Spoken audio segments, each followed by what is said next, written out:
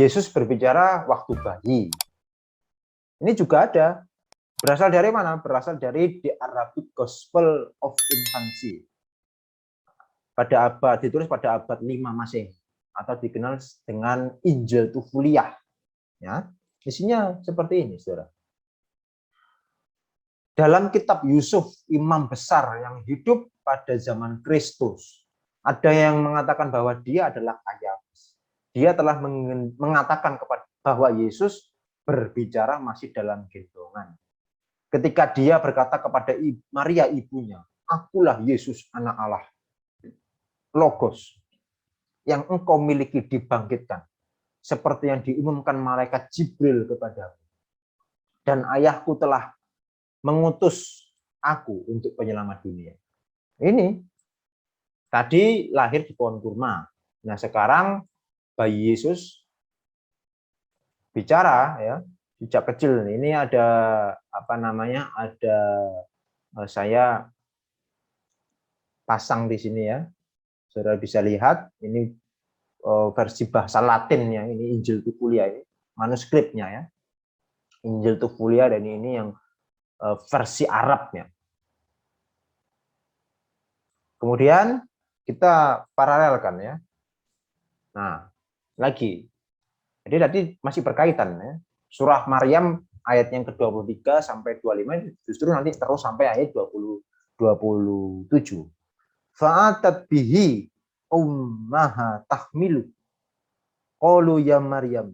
Kemudian Maryam membawa bayi itu kepada kaumnya dengan menggendongnya. Mereka kaumnya berkata, wahai Maryam, sungguh engkau telah membawa sesuatu yang sangat mungkar. Nah, ini ada lanjutannya dari kalau saudara membaca dari ayat 23 sampai 27 jelas. Di bawah pohon kurma dan juga bayinya Isa itu bisa bicara dalam masih bayi dalam gendongannya Maryam. Ini paralel ya saudara-saudara. Ini isinya itu. Kemudian tadi adalah di Arabic of Gospel Infancy. Injil Tufuliah. Nah, sekarang mujizat tanah menjadi burung. Ini Injil Thomas ini. Injil Thomas jadi Injil Thomas itu ada dua. Ada teks A, ada manuskrip A, ada teks B. Tapi isinya sama sebetulnya ya. Ya, isinya begini.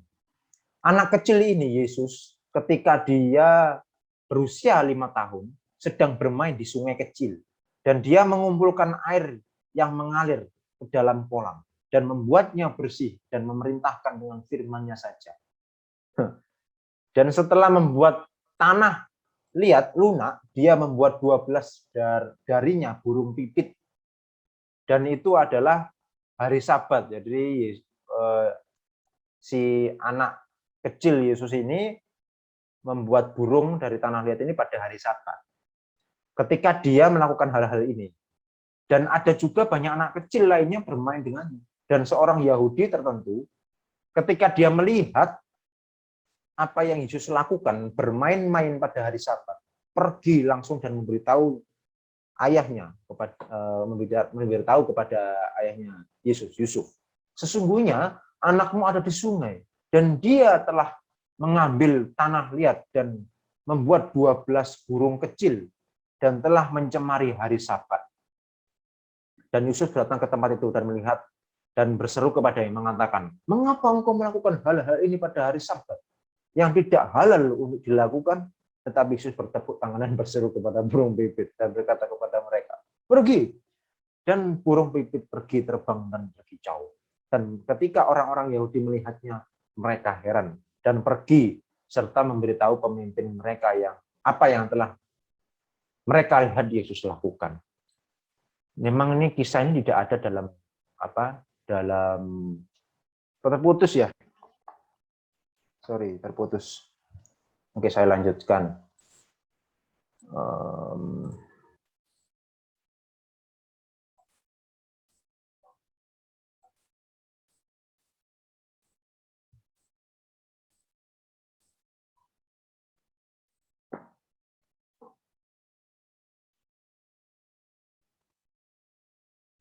Dari, oh ya ini betul. Mukjizat, ya maaf, jadi terputus, sempat terputus. Nah, mukjizat tanah menjadi burung. Karena Yesus diceritakan dalam Injil Gnostik ini bahwa masa kecil Yesus sudah melakukan mukjizat. Jadi lain dari anak-anak kecil yang lain ya. Anak kecil Yesus ini dapat menciptakan burung dari tanah liat. Ini berasal dari Injil Thomas teks A. Ini saudara bisa saksikan ini kutipannya ya, saya berikan di sini fotonya ini.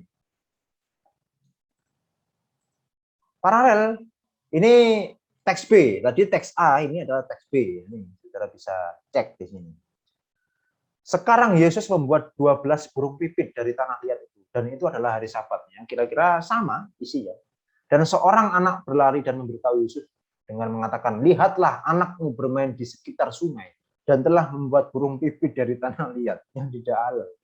Dan dia berkata, dan dia ketika dia mendengarnya pergi dan berkata kepada anak itu, karenanya apakah engkau begitu dan mencemarkan hari Sabat? Tetapi Yesus tidak menjawabnya, tetapi memandang ke burung pipit dan berkata, pergilah, terbanglah, dan ingatlah aku dalam hidupmu. Ngapain juga ini kisah ini ya? Yang tahu saya terbak-bak kalau membaca ini. Dan mereka terbang ke udara. Dan ketika Yesus melihatnya dia tercengang. Ini teks B, yang tadi teks A. Paralel dengan ini saudara-saudara, Masya Allah. Ya, dalam surah Ali Imran ayat yang ke-49.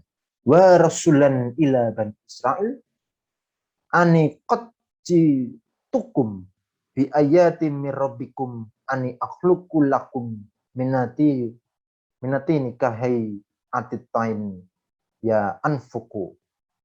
Dan sebagai rasul kepada Bani Israel, dia berkata, aku telah datang kepada kamu dengan sebuah tanda mujizat dari Tuhanmu, yaitu apa? Yaitu aku membuatkan bagimu sesuatu dari tanah berbentuk seperti burung. Lalu aku meniupnya, maka ia menjadi seorang burung dengan izin Allah. Dan aku menyembuhkan orang-orang yang buta itu. Orang yang buta sejak dari lahir dan orang yang berpenyakit kusta. Dan aku menghidupkan orang mati dengan izin Allah. Dan aku beritahukan kepadamu apa yang kamu makan dan apa yang kamu simpan di rumah. Sesungguhnya pada yang demikian itu terdapat suatu tanda kebenaran kerasulanku bagimu, jika kamu orang beriman. Saudara cek ini sama tidak? Ya intinya itu serupa ya, hampir mirip-mirip lah kisahnya itu. Intinya masa kecil Yesus membuat burung dari tanah liat. Itu berasal dari Injil Thomas. Nah, Injil Thomas ditulis sekitar abad 4 ya. Abad 4 Masehi. Jadi jauh sebelum Islam muncul itu sudah ada kisah seperti itu ya dari Gnostik. Ya, saya tidak hendak untuk menghakimi ini dari sana tidak ya. Saya kembalikan kepada yang bersangkutan. Mau kok bisa mirip gini gimana ceritanya? Ya, kalau soal wahyu ya itu kan wahyu bagi mereka, bukan wahyu bagi kita orang Kristen kan begitu ya. Nah, selanjutnya ini tentang Basilides. Tadi ada Injil Thomas, Injil palsu Matius, ya tidak menampilkan Injil-Injil semuanya ya. Hanya saya menampilkan Injil sebagian saja. Injil Basilides. Tetapi kita melihat dari catatan Irenaeus ya mengenai Injil Basilides itu. Tulisannya begini, Basilides sekali lagi bahwa ia mungkin tampak telah menemukan sesuatu yang lebih agung dan masuk akal, memberikan perkembangan besar pada doktrin-doktrinnya. Dia menyatakan bahwa Nous pertama kali lahir dari ayah yang belum lahir. Bahwa dari dia sekali lagi lahir Logos. Dari Logos Pronesis, dari Pronesis Sophia dan dinamis, dan dari dinamis dan Sophia kekuatan dan kerajaan dan malaikat, yang dia juga panggilan pertama, dan oleh mereka lah surga pertama dibuat. Ini menurut pemikiran helenistik filsafat Yunani ya. Jadi Basilides ini terpengaruh dari pemikiran filsafat Yunani. Nah, kurang lebih pemikiran filsafat Yunani itu bahwa Tuhan, yang disebut Tuhan itu Allah itu sendiri. Mereka menyebutnya Tuhan. Nah, itu tidak mungkin menyentuh dunia yang materi, ini tidak mungkin. Gitu loh. Maka diperlukanlah perantara yang namanya logos. Jadi Tuhan menciptakan, Allah itu menciptakan sesuatu, menciptakan perantara, menciptakan makhluk pertama. Untuk apa? Untuk menjadi perantara untuk menghubungkan ke menyentuh dunia yang materi ini gitu loh, menurut pemikiran filsafat Yunani. Kurang lebih seperti itu, saudara-saudara. Ya. Kemudian ini yang dia juga panggilan juga sudah ya, mereka lah surga pertama dibuat. Kemudian kekuatan lain yang dibentuk oleh pancaran dari ini menciptakan surga lain yang serupa dengan yang pertama. Dan dengan cara yang sama ketika yang lain sekali lagi telah dibentuk oleh emanasi dari mereka. Emanasi itu apa? Emanasi itu kalau dalam bahasa Jawa itu delewet. Ya, kalau enggak ngerti, kalau saudara tahu laba-laba ya, laba-laba itu kan mengeluarkan jaringnya itu dari mulut. Nah, pola penciptaan, jadi orang Yunani tidak mengakui mengenai yang namanya kreasio ex nihilo. Dari tidak ada menjadi ada. Mereka tidak mengimani itu, tidak meyakini hal seperti itu. Jadi penciptaan itu dari emanasi, dari yang satu itu. Kemudian muncul penciptaan satu yang tadi perantara tadi ya, emanasi. Emanasi itu satu hakikat dari yang satu itu. Ya kira-kira seperti panteisme. Jadi segala sesuatu ini adalah Allah gitu loh. Nah, itu berasal dari Allah itu sendiri. Kan berbeda dengan kreasio ex nihilo. Kalau kreasio ex nihilo itu dibedakan antara pencipta dan ciptaan. Ya, pencipta tidak bisa disatukan dengan ciptaan gitu loh. Nah, lanjut. Sesuai persis dengan yang di atas mereka. Ini juga membingkai surga ketiga lainnya. Dan kemudian dari ketiga ini dalam urutan yang ke bawah ada suksesi keempat keturunan dan seterusnya dengan cara yang sama. Mereka menyatakan bahwa semakin banyak kerajaan dan malaikat terbentuk dan 365 langit karenanya tahun itu berisi jumlah hari yang sama sesuai dengan jumlah langit. Ini isinya gnostik semua ya. Berdasarkan catatan dari Irenaeus tentang siapa? Tentang Basilides. Lalu ini ada lagi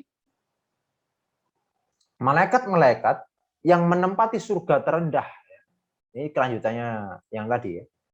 Yaitu yang terlihat oleh kita membentuk semua hal yang ada di dunia dan membuat pembagian di antara mereka sendiri di bumi dan dari bangsa-bangsa yang ada di atasnya. Kepala dari mereka adalah dia yang dianggap sebagai Tuhan orang Yahudi. Dan sejauh dia ingin menjadikan bangsa-bangsa lain tunduk pada rakyatnya sendiri, yaitu orang-orang Yahudi. Semua pangeran lainnya menentang dan menentangnya. Karenanya semua bangsa lain bermusuhan dengan bangsanya. Tetapi Bapa tanpa kelahiran, tanpa nama, yang menyadari bahwa mereka akan dihancurkan, mengutus Nus yang sulung.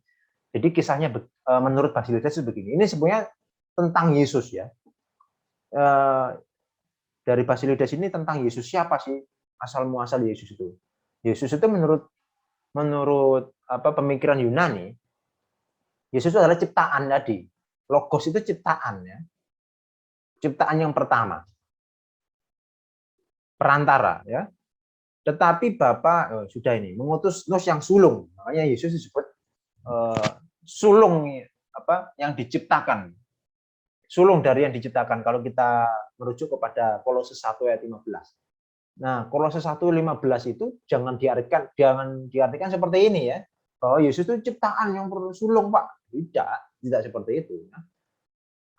Dialah yang disebut Kristus untuk memberikan pembebasan kepada mereka yang percaya kepadanya dari kuasa mereka yang membuat dunia. Nah, asal muasal Yesus, yaitu logos yang diciptakan oleh Allah menurut filsafat Yunani yang kemudian ditulis dalam Injil Basilides. Kemudian ini yang saya cetak tebal ini mengenai kematian Yesus, ya.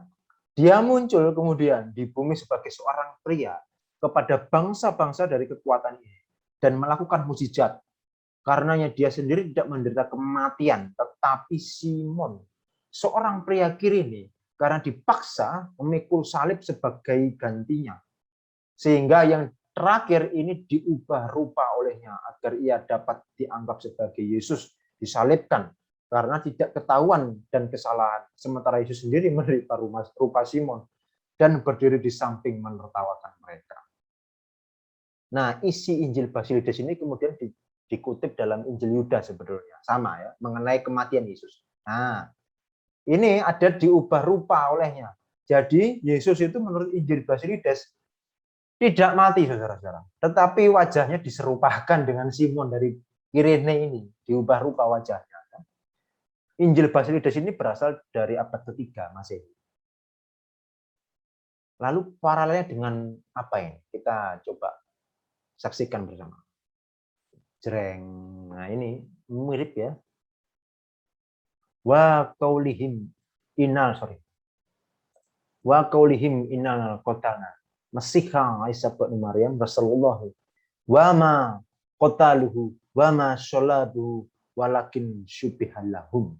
Dan karena ucapan mereka, sesungguhnya kamu telah membunuh Al-Masih Isa putra Maryam Rasulullah, padahal mereka tidak membunuhnya dan tidak pula menyalibnya, tetapi yang mereka bunuh ialah orang yang diserupakan dengan Isa bagi mereka. Intinya bahwa Yesus itu tidak mati, ya, tetapi wajahnya dirubah oleh seseorang gitu loh. Kalau menurut Injil Basilides itu diubah rupanya dengan Simon dari Kirene itu, menurut Injil Basilides. Kalau dalam Injil Yudas itu apa ya, kisahnya ketika Yudas itu, bukan Yudas, ya termasuk dalam Injil Yudas, tetapi yang dikisahkan adalah Yesus sedang berbincang-bincang dengan Yohanes maksudnya. Nah, ketika itu menurut Injil Yudas, Yesus itu sedang berada di Bukit Zaitun dengan Yohanes. Lalu Yesus mengatakan kepada Yohanes, John, saya plesetkan aja di John, ini bukan Yohanes, itu John Travolta bagi saya. John, lihatlah ya. Saya ceritakan ini, tapi saya lupa tidak menampilkan di sini. John, lihatlah, itu saya yang disalibkan. Ya. Seolah-olah mereka, maksudnya mereka itu tentara Romawi, seolah-olah mereka mencambuki aku, seolah-olah mereka menyalibkan aku, tetapi sejatinya mereka tidak menyalibkan aku. Begitu. Mereka sesungguhnya menyalibkan bayangan saya. Nah, itu adalah apa? Doketisme, ya, pemikiran doketisme, bayangan. Karena apa kok bayangan, Pak? Karena ya menurut filsafat Yunani, Yesus itu tidak benar-benar menjadi manusia gitu. Bukan manusia real seperti kita, tidak, tetapi bayangan saja. Karena tidak mungkin nanti Allah itu masuk ke dalam dunia materi seperti kita. Itu menurut filsafat Yunani seperti itu, saudara. Nah, maka si John ini melihat siapa Yesus seperti kapas yang halus, katanya. Seperti kapas yang halus ketika dipegang tangannya oleh si John, tangannya Tuhan Yesus, tangannya Yesus ya, Yesus abal-abal. Seperti kapas halus sekali, tetapi juga seperti daging menurut John ini. Kemudian dilihatlah sampai ke bawah, dari atas ke bawah, sampai ke bawah, sampai kakinya si Yesus ini, maka Yesus terangkat dari tanah. Kalau dalam bahasa Jawanya ngambah ora melaku lemah gitu. Jadi di atas tanah ini kan kayak demit. Yesus demit ini. Ngawang ini, melayang di tanah. Nah, itu dalam Injil Yudas ada, saudara-saudara. Saudara bisa beli aja di Gramedia, itu banyak dijual ya, Injil Yudas itu. Nah, itu berasal dari Injil Basilides ini. paralel dengan surah An-Nisa 157 yang sering kali diperdebatkan mengenai Yesus itu benar-benar mati atau tidak. Tetapi jangan khawatir saudara-saudara. Yesus tanpa kitab suci Alkitab kita, tanpa membaca Alkitab kita, tanpa membaca Al-Quran, ya, Yesus tetap disalib, mati dengan cara disalib. Karena bukti sejarah itu, tulisan-tulisan sejarah sudah membuktikan semua. Tidak hanya satu tulisan, tetapi banyak sekali tulisan. Saudara bisa saksikan sendiri, cek sendiri di YouTube saya, yaitu Jurgis Channel, yang berjudul Fakta Penyaliban Yesus, Teori Penggantian, gugurnya teori penggantian, itu sudah saya jelaskan di sana. Ya. Nah, ini paralel dengan surah An-Nisa. Ini Injil Valentinus. Ini juga kita melihat dari catatan dari Irenaeus, menurut Irenaeus. Karena ini adalah dalih orang-orang palsu, penggoda jahat dan orang-orang munafik. Karena mereka bertindak berasal dari Valentinus. Orang-orang ini berbicara kepada orang banyak tentang banyak orang yang menjadi anggota gereja. Dan kata-kata ini mereka menjebak yang lebih sederhana dan membujuk mereka meniru ungkapan kami agar si penipu ini dapat mendengarkan mereka lebih sering. Dan kemudian ini ditanya tentang kami, bagaimana ketika mereka memegang doktrin yang serupa dengan kami tanpa alasan menjauhkan diri dari kelompok mereka. Jadi Valentinus ini mengajarkan mengajarkan yang mungkin mirip dengan apa yang diajarkan oleh para rasul. Hanya ketika beberapa komunitas murid dari para rasul ini cek ya, bahwa bagaimana sih ajaran Valentinus ini ternyata berbeda ya dengan apa yang diajarkan oleh rasul-rasul itu ya. Maka komunitas pada zaman generasi kedua, generasi ketiga ya menjauhkan diri dari kelompoknya Valentinus ini. Jadi Injil Valentinus, Injil Basilides, Injil semuanya itu Injil Gnostik. Itulah yang ditolak oleh gereja, Injil-Injil apokrif. Ini saudara bisa saksikan ini dari Irenaeus Against Heresies ya. Ini bukunya ada ya. Nah, itu tadi mengenai perjalanan ya, perjalanan dari penulisan TB. Kalau saudara bisa menyaksikan kelas saya yang lalu, itu saya berikan sejarahnya, bagaimana sih proses perjalanan panjang mengenai tulisan-tulisan Perjanjian Baru itu. Perjanjian Baru itu ditulis ya mulai dari awal tahun 50-an sampai akhir final ditulis tahun 90 Masehi. Rasul Yohanes meninggal tahun 96 Masehi. Nah, kemudian dituliskan mulai dari 4 Injil, kemudian surat-surat Rasul, surat Paulus, dan lain sebagainya, lalu tulisan-tulisan Ignatius Didache. Didache itu adalah kitab katekisasi. Jadi sebelum orang dibaptis, sebelum orang itu menjadi pengikut Kristus, itu dikatekisasi dulu, ya, diajar dulu. Nah, katekisasinya itu pakai kitab Didache itu. Mana buku saya? Oh, di sana. Saya punya kitab Didache itu dalam bahasa Yunani asli, ditulis dalam asli ya, dalam bahasa Yunani ditulis oleh para rasul. Makanya Didache ton Apostolon, pengajaran ke-12 rasul. Nah, itu Didache adalah kitab katekisasi. Itu ya ditulisnya sejaman dengan tulisan Perjanjian Baru gitu. Nah, kemudian dikumpulkan ya tulisan-tulisan itu, maka muncullah Gnostik itu, maka umat Kristen mereaksi ajaran itu, ajaran-ajaran Gnostik ini. Maka muncullah Injil-Injil Gnostik, mulai dari Injil Markion, kemudian Injil Basilides, Injil Thomas, Injil Yudas dari kelompok Gnostik itu, maka akhirnya reaksi itu timbul, akhirnya sampai pada abad ke-4 kita menerima yang namanya 27 kitab Perjanjian Baru yang telah kita terima ini. Nah, jadi sejarahnya seperti itu saudara-saudara. Sampai pada tahun 397 Masehi. ya, tentang kanonisasi Alkitab. Kita menerima apa adanya, Perjanjian Lama dan Perjanjian Baru. Ini tulisan dari surat Paskah dari Athanasius. Athanasius itu uskup dari gereja Alexandria. Sekali lagi, tidak kesulitan untuk berbicara tentang buku-buku Perjanjian Baru atau kitab Perjanjian Baru. Adalah keempat Injil, ya, Matius, Markus, sampai Yohanes. Setelah itu Kisah Para Rasul, surat-surat Katolik, surat-surat disebut Katolik berjumlah 7, yaitu 1 dari Yakobus, 1 dari 2 Petrus, ya, 3 dari Yohanes, surat 3 Yohanes maksudnya. Setelah itu salah satu dari Yudas. Selain itu ada 14 surat Paulus yang ditulis dalam urutan ini.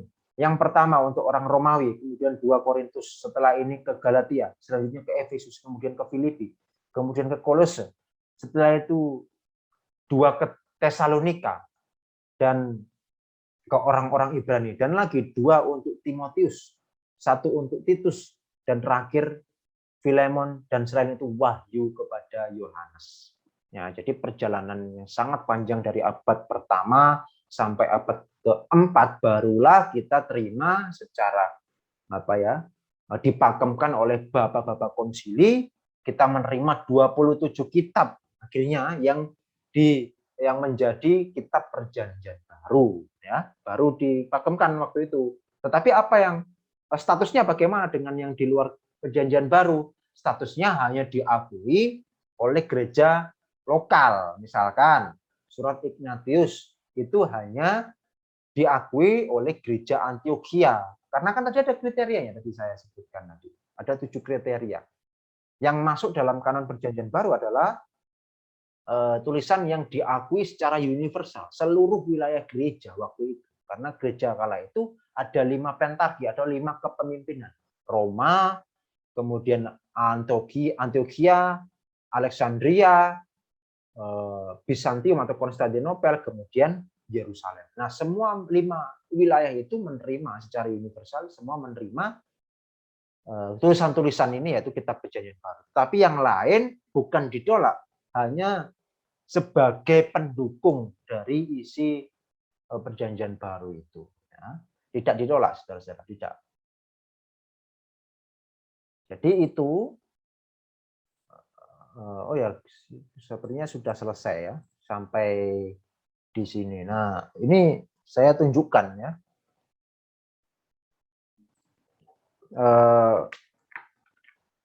Injil-injil ini. Kalau saudara bisa memiliki patrologi itu lengkap, saudara. Ya. Ini ada Injil Gnostik halaman 254. Nah, Injil Thomas. Injil Thomas halaman yang ke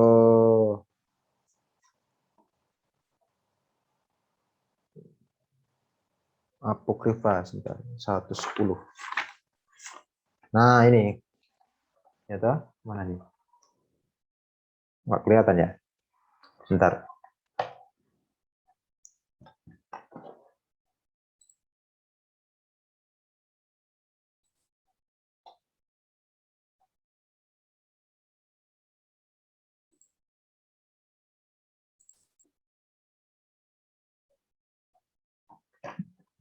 Ini nggak kelihatan karena ada virtual background saya ini ya. Bentar saya matikan.